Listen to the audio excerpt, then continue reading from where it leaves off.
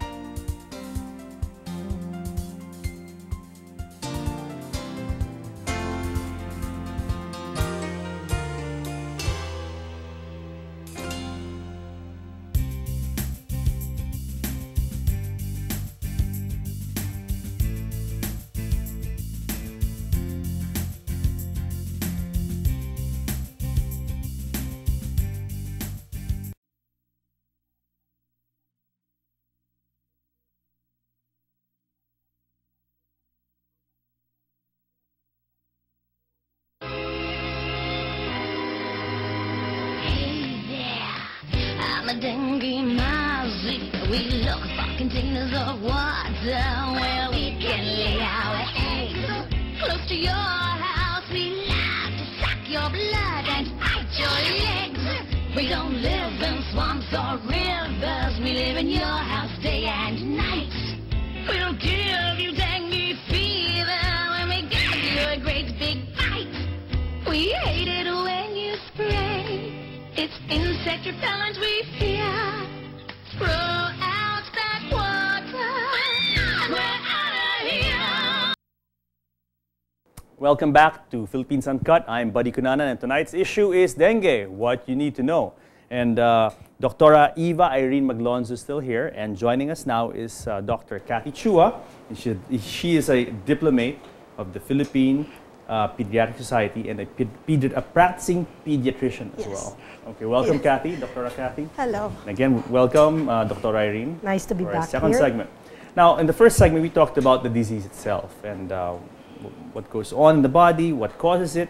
Before we proceed further, let's talk about you, Dr. Kathy. Tell us about your background. How long have you been practicing medicine? Okay. So I've been practicing for at least 10 years now. Okay, and you finished your med where? UST. Okay. So I did my pediatric residency in UST and then left for overseas for my subspecialty training. Where did you take your subspecialty training? So I'm actually a neonatologist. So I'm taking care of premature babies or babies born with complicated problems. Wow. So I did my training in Canada and in Australia.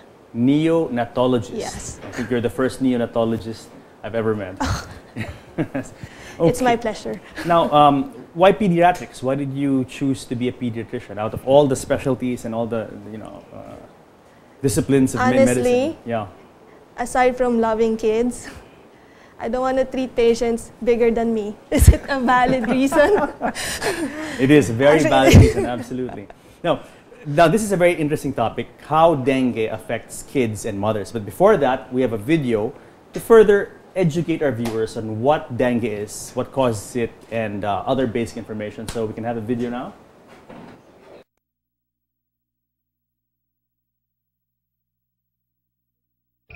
It takes 7 days for an Aedes mosquito egg in stagnant water to become an adult Aedes mosquito. The water has to be clean and only a thin film, no thicker than a 20-cent coin, is all that is required for the Aedes mosquito to breed in. Its growth begins from an egg, to a larvae, to a pupae, and finally to an adult. An adult mosquito can live for about 2 to 3 weeks. Only the female Aedes mosquito will bite to extract blood in order to support the production of eggs. If the blood meal is insufficient, she will keep biting until she has enough blood. On an average, she produces 3 to 4 batches of eggs in her lifetime and about 70 to 80 eggs per batch. Male mosquitoes feed on plant juices and do not bite as they do not need to suck blood. In its search for blood, the female Aedes is attracted to carbon dioxide, body odor, and body heat. With less than 5% of the skin being blood vessels, the mosquito searches for them by probing the skin with her proboscis. Once a blood vessel is found, the female Aedes mosquito freezes and starts drawing blood from it.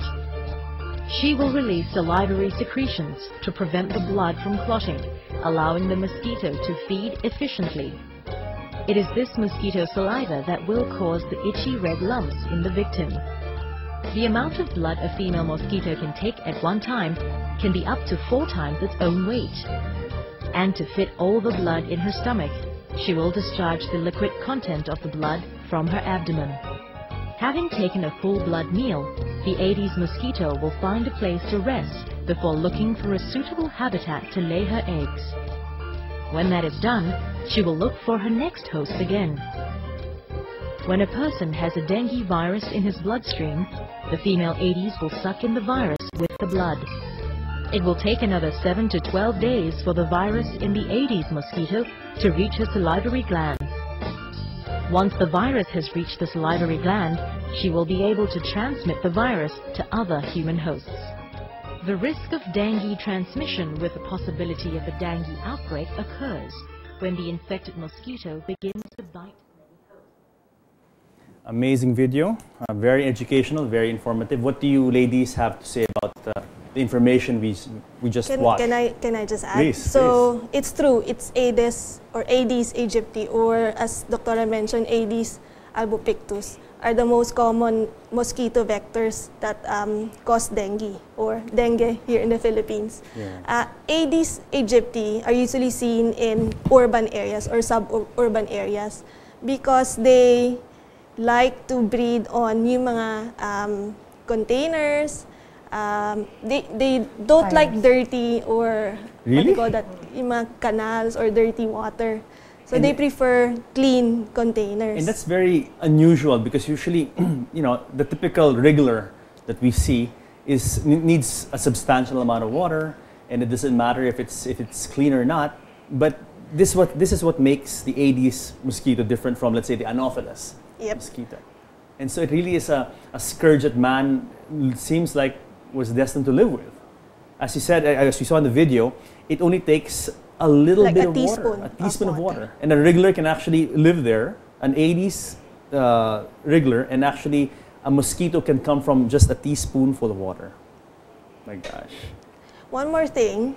So when you remove your diba, yung health center, we say you have to remove or clean your containers at least twice a week. Aedes aegypti can live in a container without water for months.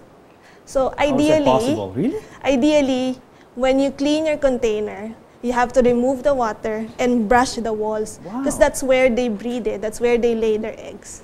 Why is this mosquito so resilient, huh?